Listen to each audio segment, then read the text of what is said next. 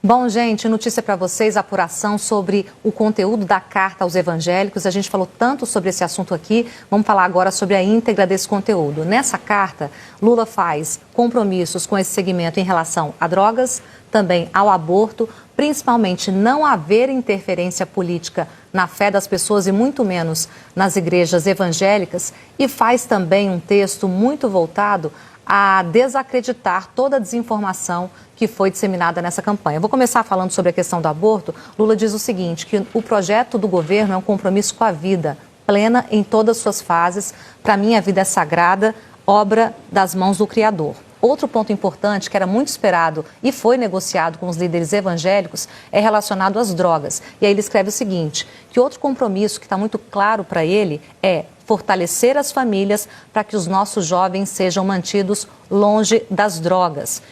Lula diz que quer a juventude da escola e não envolvida em drogas, quer a juventude também na atividade profissional. Outro trecho importante que a gente vai falar é sobre a não interferência política na prática da fé. Lula fala que há um triste escândalo do uso da fé para fins eleitorais e assume o seguinte compromisso: meu governo jamais vai usar símbolos de sua fé para fins políticos partidários, respeitando as leis e as tradições que separam o Estado da Igreja, para que não haja interferência política na prática da fé. E aí, em outro ponto também, que eu vou destacar para vocês, e já a gente vai analisar junto com o Gabeira, Lula fala muito sobre a manutenção dos templos e também essa parceria com os evangélicos. Ele diz o seguinte: vou estimular sempre mais a parceria com as igrejas no cuidado com a vida das pessoas e das famílias brasileiras. E declaro admiração pela fé, dedicação e amor com o que os evangélicos realizam em sua missão.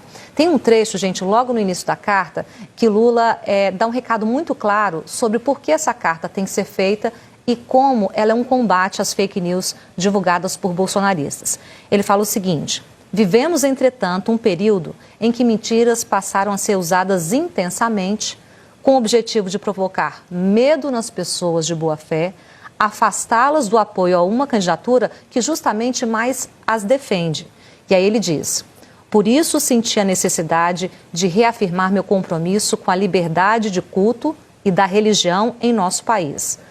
Todos sabem que nunca houve qualquer risco ao funcionamento das igrejas enquanto fui presidente. Pelo contrário, não há por que acreditar que agora seria diferente. Aí ele vai com clareza nesse recado aos evangélicos.